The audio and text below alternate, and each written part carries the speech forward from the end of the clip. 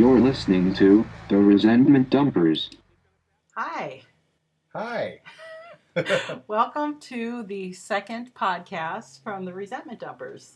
And we had so much fun doing the other one. We really did. Like we were excited about giving it a try, and we just thought we'll just kind of see how it goes and everything. But it was fun. We were excited when we were done, and we couldn't wait to do this again. That's right. So we talked last time a lot about Egoity, and that kind of just came up because it is the kind of differentiating factor from all the other things that you will hear about relationships.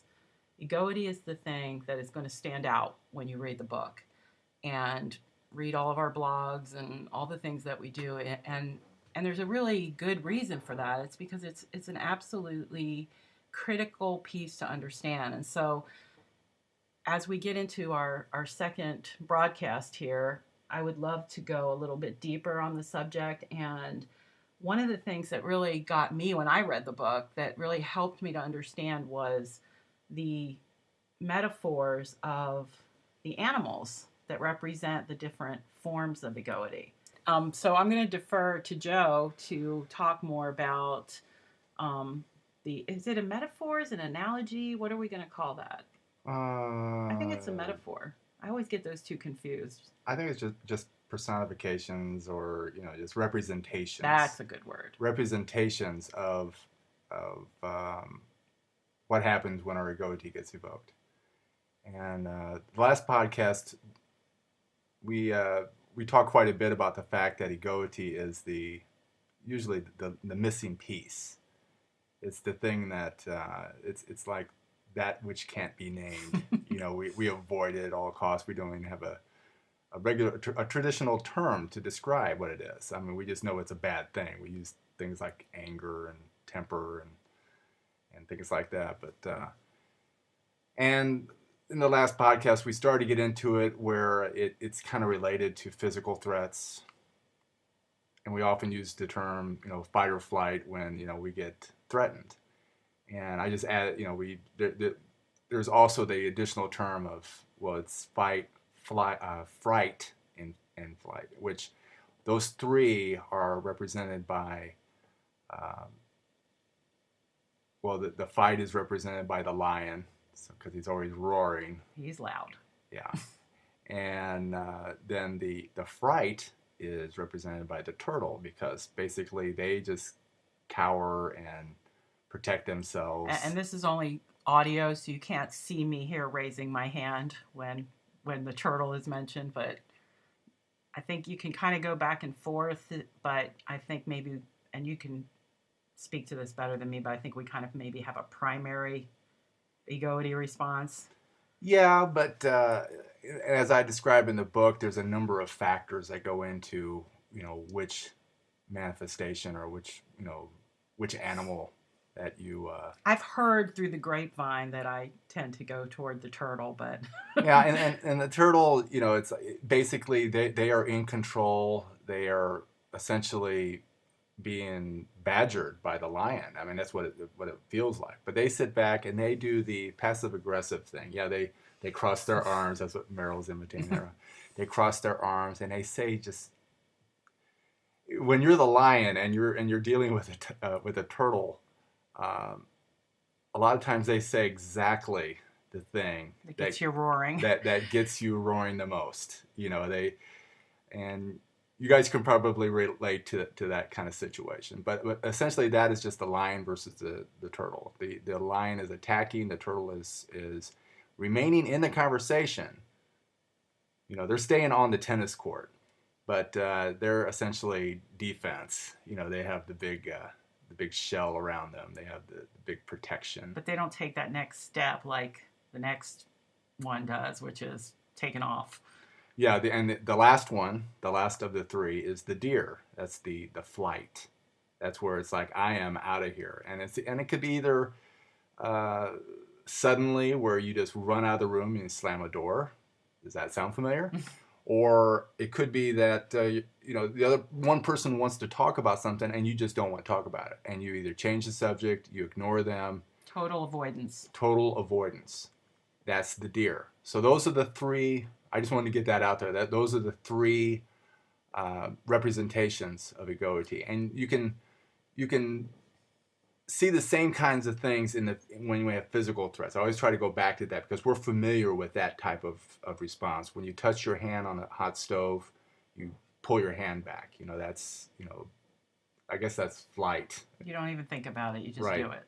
And now, if somebody taps you on the shoulder, like we talked about last time, and if you're inclined to be the lion or whatever, you may attack that person with your umbrella. I kind of have that story in there. That's the lion,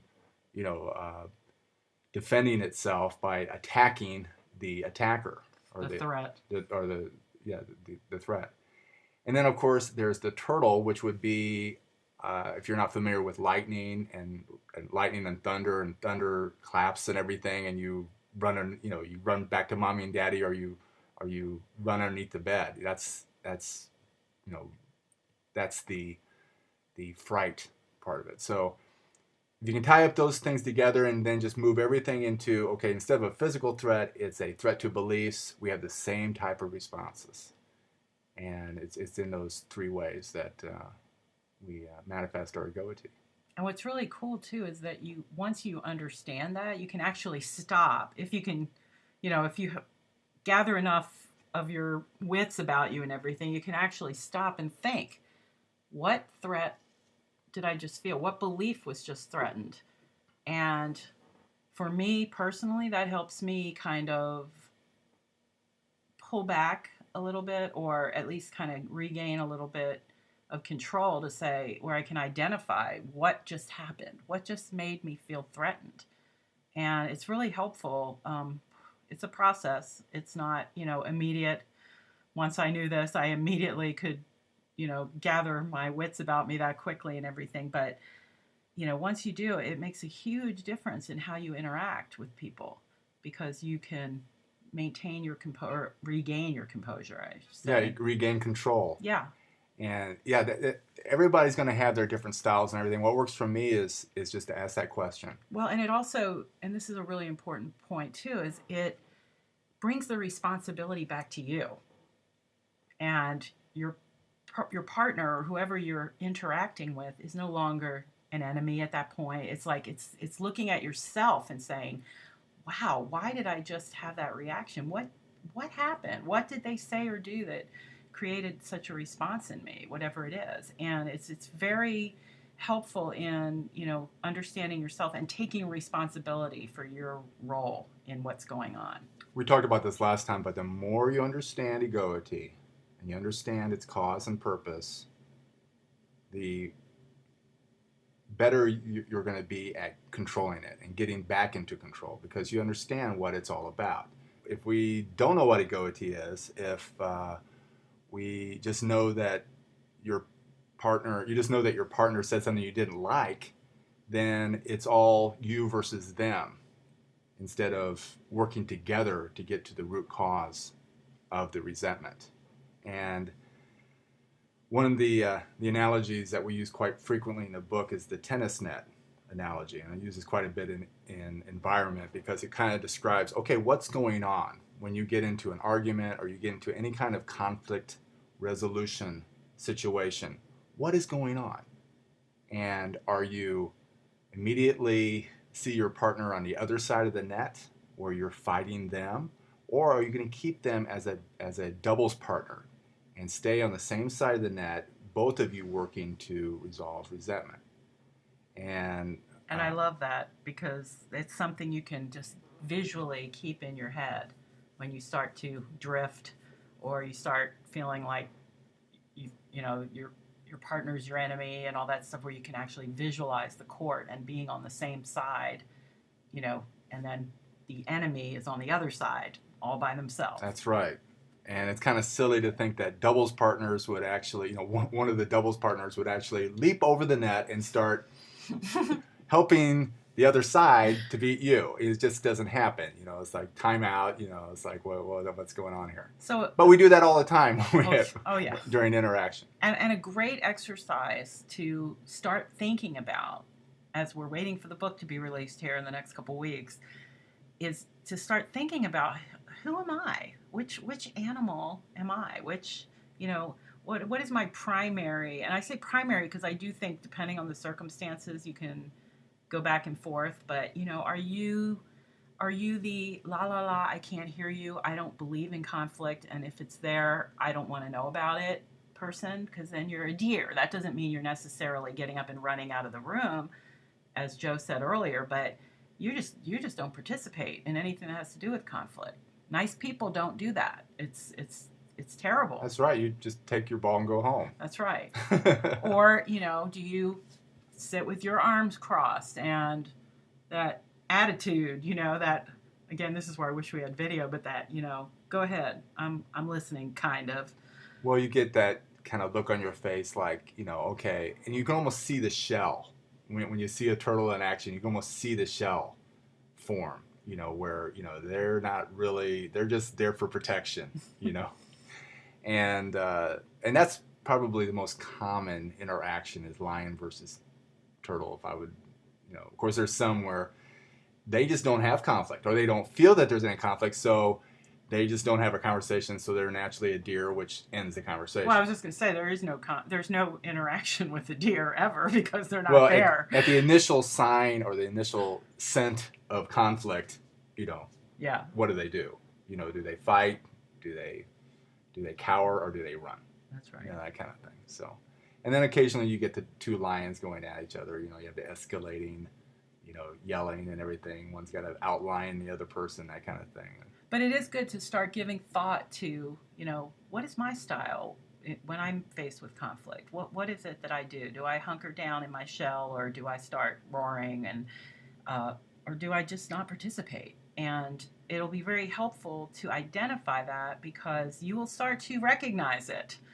You will start to, once you get this visual image in your head of this, you'll start to see it and feel it when you're interacting. And it will really help in terms of understanding yourself, understanding your own style of interacting, and ultimately being able to resolve your conflicts. So what else do we need to talk about with Egoity? It's one of those endless topics. I know we wanted to introduce the I always want to say lions and tigers and bears. Oh my! It's lions and turtles and deer. Oh my! Oh my! That's right. Well, we got that, but Egoity is the biggest part of the Melfox method because it is the most novel concept. It's once you understand that, the rest of it, information is. We all know what information is essentially. Well, and what startled me about understanding it was realizing that has always been the thing that stops conflict from being resolved. That temper, or, I'm doing air quotes for temper or anger or whatever, where one or both parties is so threatened that things cannot even begin to get resolved. You have no empathy. You have no curiosity. You just, when you're in that state. And so it's the deal breaker. It's the game stopper. It doesn't allow you to continue. And so many relationships fall apart because as those conflicts continue to go unresolved, the resentment builds, the papers mount, the attraction dulls. It's just this snowball effect. And that is, what we're trying to prevent here, or to provide a solution to. And it really works. Traditionally, we just don't resolve conflict because of the fear of egoity, or so naturally we just think the other person is just doing it on purpose or whatever, and it's like if you can't really talk about it, then that's the way it's going to stay. And what you just said brought up another key point to me, which is we avoid it because we think it's negative. We think it's messy. We think it's nasty. We think it's unpleasant. If you start looking at it as something necessary, even positive in a way, because it allows you, once you pat it on its head and everything, to carry on and actually resolve what's going on. Yeah, it's not positive or negative. It's just what it is what it is. So it really requires a paradigm shift, for lack of a better term, to be able to look at what we traditionally think of as something terrible as something incredibly helpful and beneficial. Yeah, it's opening your eyes to what's actually going on and not looking at somebody getting loud, That's a big one. That's a big one. getting loud and doing the very intimidating, body language and everything. That they're not doing that on purpose to hurt you. It's not a personal defect or flaw that they have. It's just a normal, natural reaction to a threat. And you want that. Just like you want your hand to fly off the hot stove. You want that initial startlement and hyperarousal because that pinpoints what the conflict is. We talked about this quite a bit last time. And once you look at it that way, then you open the door to effective conflict resolution. Once you understand that when your Egoity gets evoked and when your partner gets Egoity gets evoked, that it's not something that shouldn't happen. It's not something that makes you seem like your partner is doing something wrong. That type of thing. It's just what it is. It's a threat, and your body has its natural, normal response to a threat. And when you read the book, it ties in so beautifully with all the other things. And I don't want to give too much away because it's actually a model. The Melfox method is a model for conflict resolution, and it's each one of the pieces in the model tied together. But what we're focusing on right now is Egoity, simply because it's the one thing that you probably haven't heard much about before, and you definitely haven't heard it by this name, because we talked about that last time too, which we kind of had to get. It had to be labeled as a whole new concept, but I hope to have that in the dictionary soon. Well, yeah. Well, Egoity is a word. It just has, I think the definition is very sparse. Any references to it. It's pretty vague. It's basically selfhood, personality, I think is what they call it. Well, because it ties to the base word of ego. Yeah. And that's the one thing that I really want people to make sure that they understand, that it's not a variation of the word ego. I mean, it kind of is in a very roundabout way, but... Yeah, but it's not negative like, normally, you think of the term like egomaniac or egotist. Right. That kind of thing. Or just saying that, his ego is really big or whatever. It's like, it's usually always in today's culture, it has this negative kind of feeling. So I couldn't use any of the, I couldn't just use ego.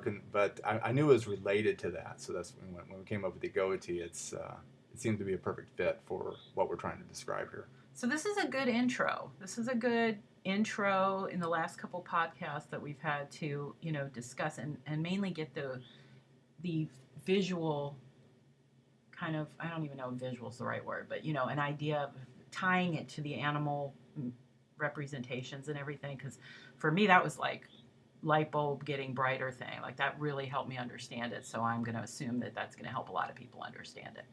And then, when we get together again, we'll talk about maybe one of the other facets of effective conflict resolution. Yeah, that reminds me. I think in the book right now, I'll probably be making this change. I think it's referred to as the Melfox scale. That's that model that you're talking about, where it actually has environment on the right side, and then it has the interaction, bringing that side down, and then the other side goes up, that kind of thing. I think we're going to change that to the Melfox model. Before the final publish. Final. So I'll probably change that. Yeah, I like that. And because it ties the thing about it being a model is that it's not haphazard. It's not, a lot of books when I was, searching for answers in my own quest for understanding all this stuff, it's like, a lot of it, they touch on this and they touch on that, and, you can get little bits and pieces and everything, but this just pulls everything together so cohesively so that you really understand from soup to nuts, how conflict is resolved and all of the whys behind it. Not just how, but why. Why is this happening? And it's so liberating. And I notice now that we're talking and doing these podcasts that I I can't contain my enthusiasm about it. It's like, it's interesting. It's a lot of fun doing this because I can actually express that and get it out there and, talk about it. I love it. Yeah, we spent an inordinate. Sorry, I'm not good we're at gonna words. have part of our podcast is going to be the vocabulary minute. We spent a lot of time on Egoity because it is that foreign thing, but there is 5 total parts to the Melfox method, and Egoity is just one part. But since it's so unfamiliar that we've spent the last couple podcasts basically introducing it, and but the other 4 are just as critical, and it's all part of the Melfox model and method. And what I try to do is not just to have various subjects, but have it where it's all tied together into a system, something that you can look at and say, okay, do I understand these different facets and how do they interact? And you can see how they move and how they interact with each other. Yeah, and don't get concerned about that if you're like me, where you're thinking, oh no, this is going to be mind-numbing, like a like a textbook or something, because it's not at all. It's written in a very, and I mentioned this last time too, very entertaining, engaging, fun.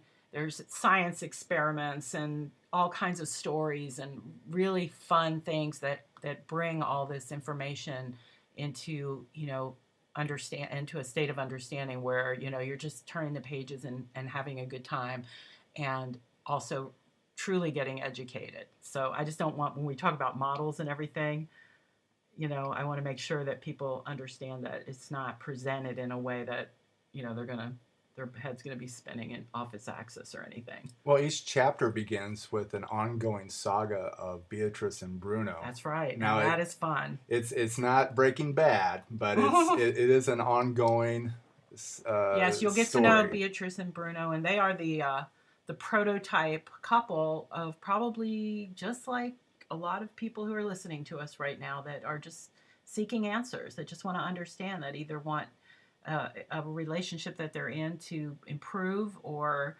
someone that hasn't even gotten into a relationship yet, but at least understands that this would be so beneficial. I've heard that a lot from people, and I love it. I love hearing that, because that's really kind of like the dream, to have this in the hands of people before they get into relationships. Yeah. So they have that tool in their arsenal. That's ideally what you want to do. Just get it. You start from scratch. It's like the first day of school. There's no grades or whatever that you have to make up for or whatever. When you know the Melfox method going in and you know about Egoity, then you have a really good head start on being able to keep that relationship fresh and resentment free. And what's the term we use? Permafresh. Permafresh. I don't know. I'm not. And I think that's exactly where we should wrap up this week. And then maybe when we come back, or this week, today, and when we come back next time, maybe we can talk a little bit more about Beatrice and Bruno and their adventures without, giving away the story, but just lots of stuff that we can hone in on and discuss next time. That sounds great. Okay. All right. We'll see you next time. Bye-bye. You've been listening to The Resentment Dumpers. Check us out on the web at www.theresentmentdumpers.com.